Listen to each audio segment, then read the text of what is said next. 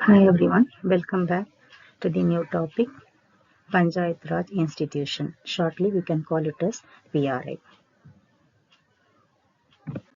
I am Beulah Dollars, Associate Professor, Community Health Nursing Department, Triple M College of Nursing. The objectives of this sessions are state the meaning of Panchayat Raj Institution, enlist the classification of Panchayat Raj institutions, explain the administrations of Panchayat Raj institutions, also the functions of Panchayat Raj institution. The Panchayat Raj is a three-tier structure of a rural local self-government in India, linking the villages to the district. The three institutions are Panchayat at the village level, Panchayat Samiti at the block level, Jilla Parishad at the district level. These are the three tiers of rural local self-government. At the village level, it is called the first tier of PRI. Here, this level consists of the Gram Sabha, Gram Panchayat and the Nyaya Panchayat. Gram Panchayat, it's a basic, first formal democratic institutions at the village level. The chairperson of this unit is called as Sarpanch. It is primarily unit of local self-government. Gram Panchayat is a cabinet of the village elders directly elected by the adult citizens of the village. There are 8 to 10 ward will be there in this Panchayat, Gram Panchayat. The members of the Gram Panchayats have tenure of 5 years and are directly elected from wards while the Sarpanch is elected by the members. Sarpanch means he is the head of the village. There is a provision for reservation of seats for women and for scheduled caste and the scheduled tribals, SC/ST, and for women candidate also. There is a Gram Sabha for each Panchayat. The Sarpanch is required to conduct Gram Sabha meetings at least once in 6 months. The functions are to convene and preside over the meetings of the Gram Panchayat, to conduct the and regulate and be responsible for the proper maintenance of the records of the proceedings of the meeting, to be responsible for the proper working of the Gram Panchayat as required under the Act, to order the preparation of all statements and reports. The compulsory functions under this administrations are constructions, repairs, maintenance, alteration and extension of village roads, provision of lights on the roads and other public places like market, station, railway station, bus stands, like that. Removal of obstructions on the road and other public places, supply of drinking water to the villages, adoption of preventive measures against epidemics and other dangerous diseases, prevention of dangerous trade, registration of birth and death, and the preparation of the necessary records for the purpose. Adoption and encouragement of improved methods of cultivations also.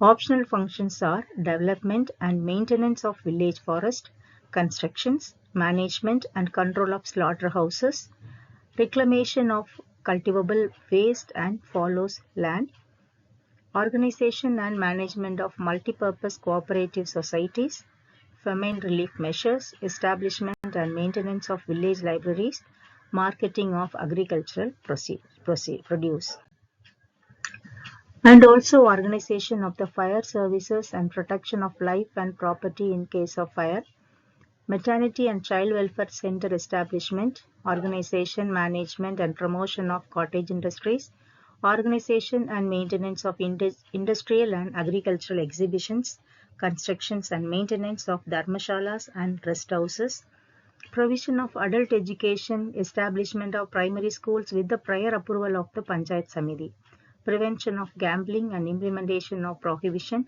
to keep the records about the unemployed person. Gram Sabha, all the elders of the village will be the members of this Gram Sabha.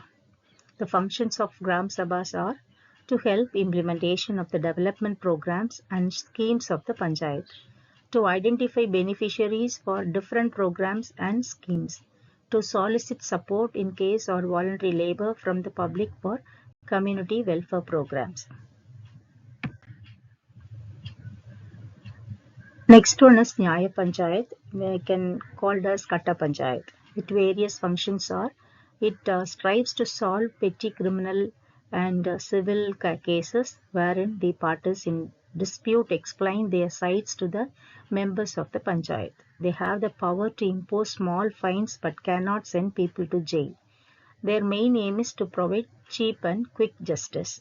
Some isolation from the out of this village, or some fine, or some punishments they will be given under this Nyaya Panchayat, but they will not put them into jail. Next one is Panchayat Samiti. This is the second tier of administration at the block level. The members under this Panchayat Samiti are local MLA and councillors, one person nominated by the district collector. The reservation candidates are one woman, the second one is one from scheduled caste and one from scheduled tribes. The president and the vice presidents of the Samiti are elected from the village Panchayat. The block development officer BDO will be appointed by the government as the chief executive of the Samiti and the function as the leader of the team of block level officials. The functions of Panchayat Samitis are the rural welfare and the development in the field of agriculture, health and sanitation, elementary education, cottage industries, social welfare, collects all the prospective plans prepared at Gram Panchayat level and the process of that plan, funding, implementation of that plans. By evaluating them from the angles of financial constraints, social welfare and the area development. The third tier, it is at the district level, it is called Zilla Parishad, is the agency of rural local self-government at the district level. The collector of the district is a non-voting member, thus the membership of the Zilla Parishad is fairly large, varying from 40 to 70. This Panchayat Raj, that is the Zilla Parishad, consists of MLA of the district, MP of the district, 2 women representatives, 1 representative of scheduled caste, 1 representative from scheduled tribes, and the 2 persons interested in rural development. The members of the Zilla Parishad elect a chairman and a vice chairman. The district heads of the development department like community development and Directorate of Rural Development, BDO, Social Welfare. They take part in the proceedings of the Parishad. There will be a secretary appointed by the government who attend all the meetings of the Parishad and its standing committee. Standing committee, it's a permanent committee.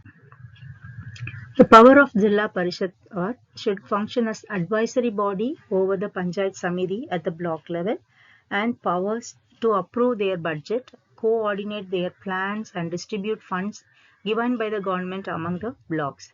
It has to prepare plans for all developmental activities in the district including municipal areas. It has to secure execution of plans in blocks.